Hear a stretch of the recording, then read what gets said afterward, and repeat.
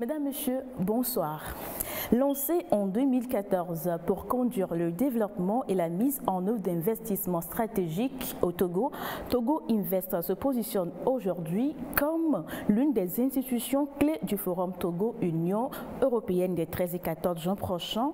Pour en parler, nous recevons pour vous M. Samuel Ekwe Mivedor, directeur général de Togo Invest Corporation. Monsieur, bonsoir et bienvenue. Merci.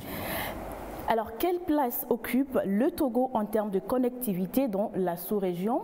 D'après le rapport de la 5e édition du DHL Global Connected Next Index, le pays occupe la première place dans l'UEMOA. Alors, qu'est-ce qui justifie cette prouesse? Élément de réponse à suivre. Voilà pour les titres. Bienvenue à tous et à toutes. Togo Invest Corporation s'impose aujourd'hui après 5 ans d'existence comme une société holding d'investissement capable d'attirer des investisseurs et conduire le développement du Togo. Allons à la découverte de cette institution qui aura une part active à jouer durant le forum de Lomé, et c'est avec Karine Olanlo. Togo Invest, un acteur clé du plan national de développement PND, notamment dans ses 2 premiers axes.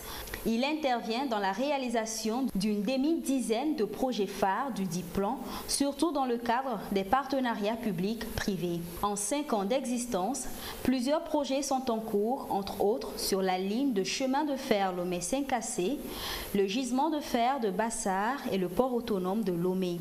À son actif également, des études du réseau électrique portant sur l'injection d'une capacité de 300 MV supplémentaires en courant continu pour soutenir le niveau d'activité économique qui engendrerait les projets du PND, notamment en son axe 1, et qui envisage mettre en œuvre un hub logistique d'excellence et un centre d'affaires de premier ordre. À Rangou, en septembre dernier, Togo Invest Corporation et China Merchants ont scellé un partenariat pour la création d'une co-entreprise. L'un des projets prioritaires reste la mise en place d'une zone économique spéciale. Il était présent à d'autres forats tels que le Forum des investisseurs de l'Afrique du Sud en octobre 2018, le CIO Forum de Kigali. Il sera très actif au cours du prochain Forum Togo Union européenne des 13 et 14 juin prochains. Des plateformes qui permettent à Togo Invest d'avoir plus de visibilité et d'être face aux investisseurs. À très court terme, Togo Invest entend diversifier son portefeuille vers d'autres secteurs tels que l'agriculture et le tourisme. De quoi créer de la valeur pour l'économie togolaise.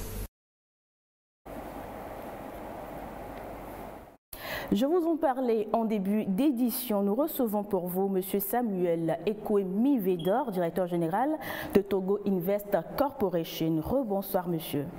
Bonsoir, madame. Alors, à quelques jours du Forum économique Togo Union européenne, nous aimerons faire connaissance de l'institution que vous dirigez. Quelle est la mission de Togo Invest Corporation et quelle est sa position sur l'échiquier économique national? Merci madame de votre question. Effectivement, Togo Invest Corporation est une société détenue à 100% par l'État et elle a pour mission d'investir dans les projets stratégiques que le gouvernement porte et aussi de gérer proactivement le portefeuille des participations de l'État dans différentes compagnies.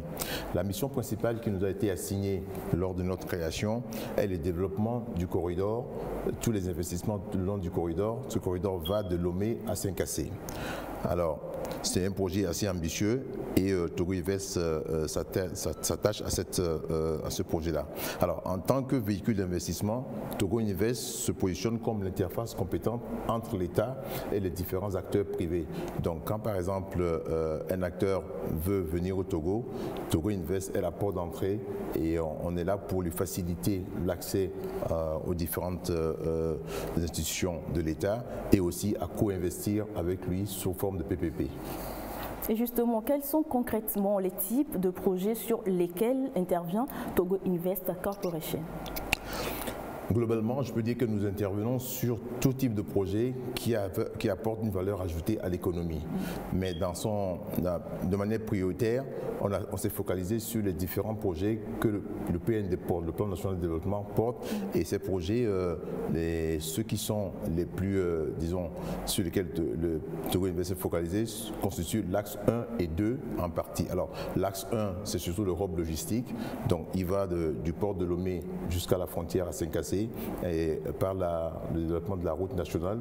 Donc, pour être plus concret, donc actuellement, on travaille sur 2 projets. Un parc logistique dans la zone du port pour améliorer l'efficacité du port et un port sec à la frontière avec le Burkina, donc à Saint-Cassé. Et quels sont les groupes cibles de Togo Invest Corporation? Alors, nos partenaires privilégiés sont le secteur privé, qu'il soit local ou international. Alors, dans le cadre des projets, nous travaillons directement avec les acteurs du secteur privé et nous développons des joint ventures ou des sociétés de projets avec eux. Alors, en tant que véhicule d'investissement, on se positionne donc, comme je disais, entre l'État togolais et le secteur privé pour nouer des partenariats publics-privés. Et c'est avec ce genre d'instruments que nous travaillons le plus. Donc, quand c'est du secteur, du pur privé, là, on n'a pas besoin d'intervenir. Mais quand c'est des activités qui sont des PPP, où on a besoin effectivement d'une part de l'État, c'est dans ce type de projet que Togo Invest intervient. Et si vous devez faire le bilan de vos actions depuis la création de Togo Invest Corporation il y a 5 ans, quel sera-t-il ? Alors, en tant que société d'investissement qui, sur le modèle de Temasek en Singapour, Togo Invest Corporation, dès sa création, s'est lancé dans les études. Alors, dans les 2 ou 3 premières années, on a fait les études de différents types d'investissements qui rentraient dans la constitution du corridor. Passé cette phase-là a duré jusqu'à, disons, 2018 et on est rentré effectivement dans la phase active de la mise en œuvre des projets qu'on a sélectionnés après les études. Et je vous fais remarquer, effectivement, tous ces projets se retrouvent et des projets prioritaires, comme je l'ai mentionné, dans le PND. Alors, on peut noter que les projets sur lesquels le Togo travaille aujourd'hui sont tous effectivement dans le plan national. Alors, de façon concrète, comme je l'avais dit, on est vraiment sur 2 projets, la plateforme logistique et le projet de port sec à Saint-Cassé. Alors, on en vient au forum de Lomé. Quel sera concrètement le rôle de Togo Invest Corporation au cours de ce forum ? Alors, Togo Invest on sera fortement représenté. Pratiquement tout le staff, disons les cadres de Togo Invest seront sur le plateau à travers une visibilité maximale. On aura un stand qui est bien positionné et qui sera visible par les investisseurs. Alors, en général, ce qu'on fait, c'est pour attirer les investisseurs, on se déplace vers eux. On se déplace dans les différents pays. Quand on était avec le président, par exemple, il n'y a pas très longtemps à Londres, lors du forum UK-Togo. Mais cette fois-ci, on a la beauté, c'est que tous les investisseurs européens viennent vers nous. Donc, et seront réunis en un seul endroit au même temps. Donc maintenant, ce serait donc à Togo Invest d'aller maintenant vers et d'essayer de démarcher tous ces investisseurs qui ont tous été réunis à travers le forum UE-Togo au même endroit. Et avez-vous déjà noué quelques contacts avec d'éventuels investisseurs européens ? Oui, bien sûr. Comme exemple, lors de la réunion du compact G20 à Berlin, où Togo Invest était dans la délégation du président, effectivement, on a eu à nouer des contacts avec des investisseurs allemands et ces contacts portent déjà des fruits. Donc, on a déjà des premiers investisseurs allemands qui sont sur place et qui veulent développer des affaires avec nous. Alors, de manière encore plus concrète, le 12 juin, le président va inaugurer une centrale électrique de 65 MW dans la zone du port. Et sur ce projet, Togo Invest est en affaires avec Eranov. Eranov, c'est une société française, de Siemens, qui est une société allemande, 3 TSK, qui est une société espagnole. Donc, à travers la zone européenne, on a des contacts qui se matérialisent déjà dans des projets d'investissement concrets. Alors, merci Monsieur Mivedor. Je rappelle que vous êtes le directeur général de Togo Invest Corporation. Rendez-vous donc pris pour les 13 et 14 juin prochains. Je vous remercie, madame. Le port autonome de Lomé, premier de la sous-région, l'aéroport international Gnazingbe-Eyadema, l'un des plus modernes de l'Afrique. Des infrastructures qui facilitent la connectivité avec les autres pays du monde et placent le Togo en tête dans l'UEMOA. Luc Assi nous en parle.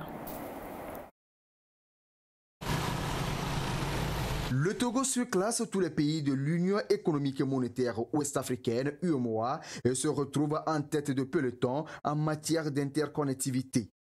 Et dans l'espace CEDEAO, il arrive troisième après le Ghana et le Nigeria. Une information contenue dans le rapport de la 5e édition du DHL Global Connectedness Index. Cette prouesse du pays est imputable aux diverses réformes et investissements consentis par le gouvernement au port autonome de Lomé qui est classé aussi premier de la sous-région. Le nouveau visage de l'aéroport international Gnazingbe-Eyadema, qui se trouve être l'un des plus modernes de la sous-région, a beaucoup contribué à la réalisation de ces performances. Ces infrastructures facilitent donc sans doute la connectivité avec les autres pays du monde. Selon le même rapport, le Togo est 92e sur les 169 pays concernés par ce classement. Seulement 9 pays africains figurent dans le top 100 mondial de ce classement. Avec la mise en œuvre de la zone de libre-échange commercial initiée par l'Union africaine et qui enregistre l'engagement de 49 pays déjà, la situation devrait s'améliorer. L'interconnectivité des pays au reste du monde est déterminée par l'intensité des flux internationaux de commerce, de capitaux, d'informations et de personnes. En ce sens, le classement mesure et analyse les flux internationaux de commerce, des capitaux, des informations et des personnes. Et ce sera tout pour ce soir. Merci de votre fidélité à cette édition et à demain.